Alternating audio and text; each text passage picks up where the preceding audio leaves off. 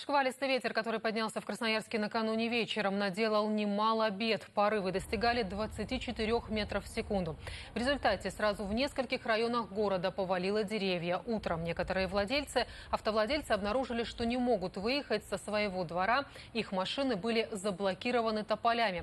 Кое-где они упали на детские площадки. Коммунальщики оперативно распилили и вывезли поваленные деревья. Но для некоторых горожан история на этом не закончилась. Им придется восстанавливать помятые машины.